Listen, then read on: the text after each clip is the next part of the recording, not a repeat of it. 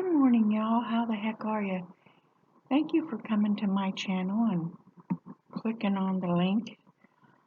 This is Kimmy's Real Adventures and stuff. I hope you're having a great day so far. Me, not so much. I woke up with a really bad headache. But guess what? I'm still going to put forth the effort to bring you great content. Even in pain, I get out there and I'm doing videos and doing things here from home. But guess what? Yesterday, I finally got the book I was referring to before, if you recall. It's called Spoon River Anthologies that I'm going to be reading from in this vlog, with a new afterword by Ronald Primo, and it's by Edward Lee Masters. And I found out about this book through Grim Life Collective, which is another awesome channel you should go check out. So I'm going to start with I'm going to do a book read on this. And I'm going to start by reading the back cover. So bear with me. The Spoon River Anthologies, Edgar Lee Masters. In 1915, Edgar Lee Masters published a book of dramatic monologues written in free verse about a fictional town called Spoon River. Based on the Midwestern towns where he grew up. The shocking scandals, the secret tragedies of Spoon River were immediately recognized by readers as authentic. Masters raises the dead sleeping on the hills in parentheses in their village cemetery to tell the truth about their lives, and their testimony topples the American myth of the moral superiority of small-town life. Small-town life is not for me. I came from one.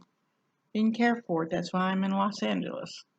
Anyhow, Spoon River, as undeniably corrupt and cruel as the big city, is home to murderers, drunkards, crooked bankers, lechers, bitter wives, abusive husbands, failed dreamers, and a few good souls. The freshness of this masterpiece is undiminished.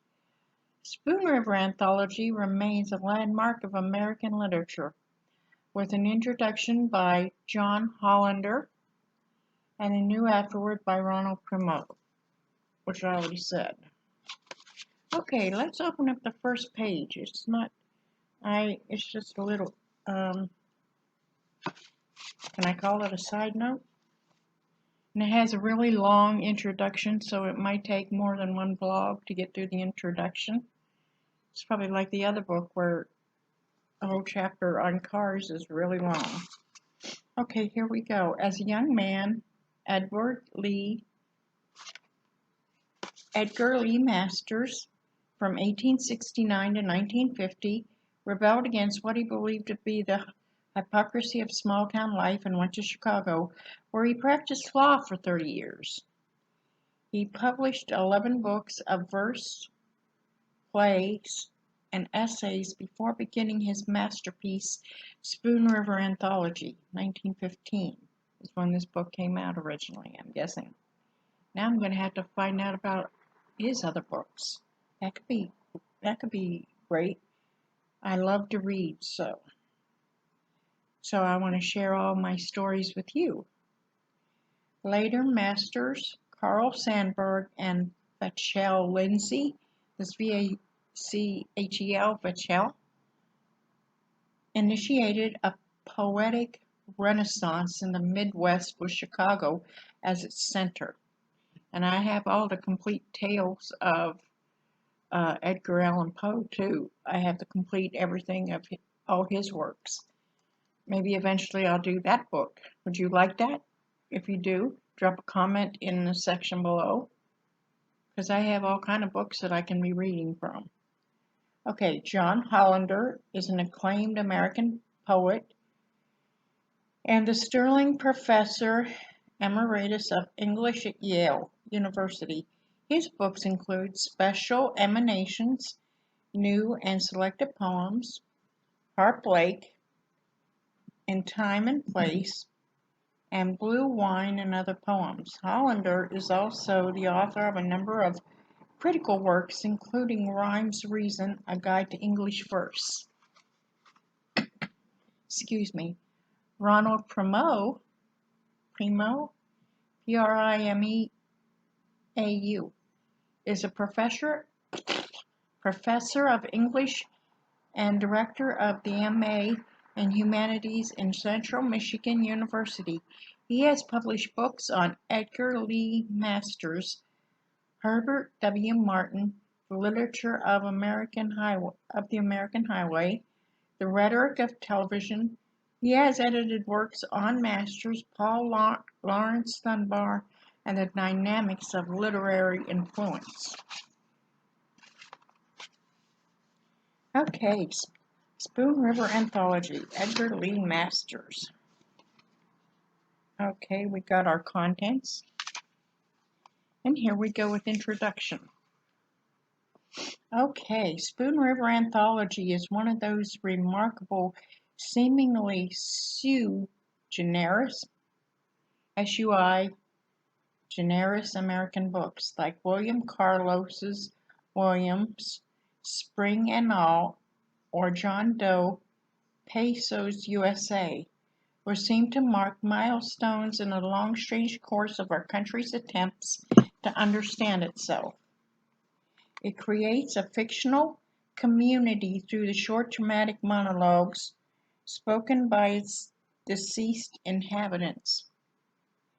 Rather than by overt description, the town is more like Edwin Arlington Robinson's Tilbury Town, something like Robinson's own home of Gardner, Maine, and certainly more like Sherwood Anderson's Winesburg, Ohio, than like Sinclair Lewis's Gopher Prairie in Main Street, or Thornton Wilder's Grover's Corner, New Hampshire, our town, or of course Faulkner's Jefferson in his York Napat. Why do they do this to me? York Napatap, something county. It's YOKNAPATAWPHA.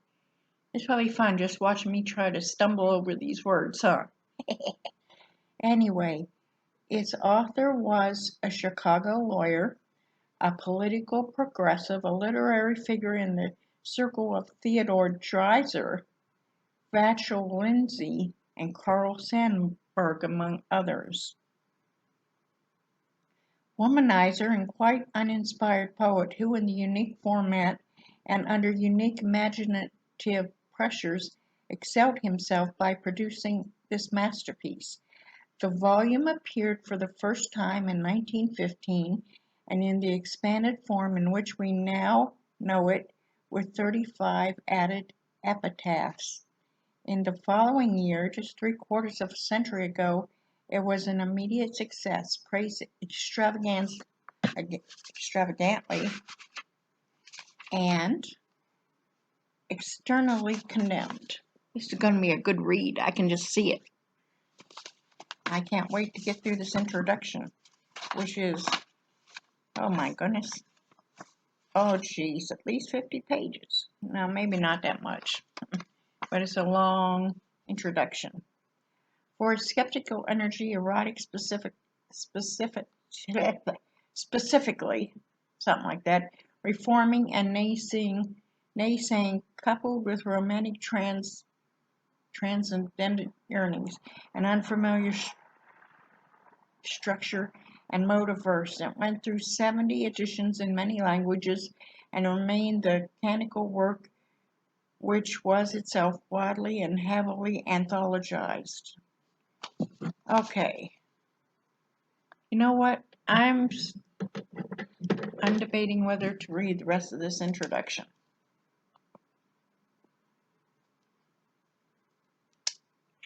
As a matter of fact, I think I'm just gonna skip over it. So hang tight with me, huh? I'm gonna mark my place in this book on the introduction, and I'm gonna start with the anthologies. I mean, seriously, after all, how many of us really, when we're reading a book, read the introduction? Okay, and then we move on to the contents, which I guess it tells of all the epitaphs, which there's quite a lot. The book is, I do believe, let's see, the book in itself is about 300 pages. The next vlog, I will pick up on the introduction where I left off, and the last thing I said was it went through 70 editions in many languages and remained a canonical work which was itself widely and heavily anthologized. Okay, so the next vlog I may pick up on the introduction, but I say let's get to the point. Let's get to the story. Let's get to the first epitaph. Okay, here we go. The first one, The Hill. Where are Elmer, Herman, Bert, Tom, and Charlie? The weak of will, the strong of arm, the clown, the boozer, the fighter, all are sleeping on the hill. One passed in a fever, one was burned in a mine, one was killed in a brawl, one died in a jail, one fell from a bridge toiling for children and wife, and all are sleeping, sleeping, sleeping on the hill. Where are Ella, Kate, Mag, Lizzie, and Edith? The tender heart, the simple soul, the loud, the proud, the happy one. All in all are sleeping on the hill. One died in shameful childbirth, one in thwarted love, one at the hands of a brute in a brothel, one of a broken pride in search for a heart's desire, one after in life far away, London and Paris, was brought to her little space by Ella and Kate and Mag. All are sleeping, sleeping, sleeping on the hill. Where are Uncle Isaac and Aunt Emily, and the old Tommy Kincaid and Savine Houghton, and Major Walker, who had talked with venerable men of the Revolution? All in all are sleeping on the hill. It definitely sounds like a poem. Oh, it continues. My bad. They brought them dead sons from the war, and the daughters whom life had crushed, and their children fatherless, crying. All and all are sleeping, sleeping, sleeping on the hill. Where is old Fiddler Jones, who played with life all his 90 years, braving the sleep with bared breast, drinking, rioting, thinking neither of wife nor kin, nor gold, nor love, nor heaven? Lo, he babbles of the fish fries of long ago, of the horse races of long ago at Clary's Grove, of what Abe Lincoln said one time at Springfield. Okay, that ends the Hill epitaph. Next, Hod Putt, Hodputt. Here I lie close to the grave of old Bill Pearsall, who grew rich trading with the Indians, and who afterwards took the bankrupt law and emerged from it richer than ever. Myself grown tired of toil and poverty. I can relate to that. And beholding how old Bill and others grew in wealth, robbed a traveler one night near Proctor's Grove, killing him unwittingly,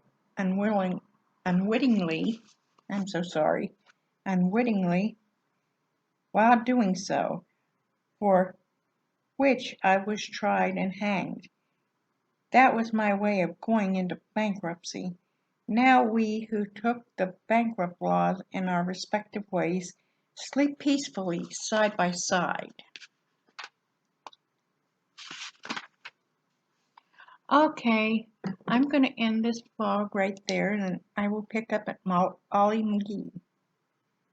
Or the next epitaph is Ollie McGee. I hope you enjoyed this vlog, and if you did enjoy this vlog, hit the like, hit the subscribe button, hit the notification bell, share on your social media. Like I said before, I'm going to be doing many book readings as part of my variety vlog. There you go, variety vlog. That sounds good. And if you want merch, just PM me at Facebook or go to my Facebook page. You'll see the links for the shops.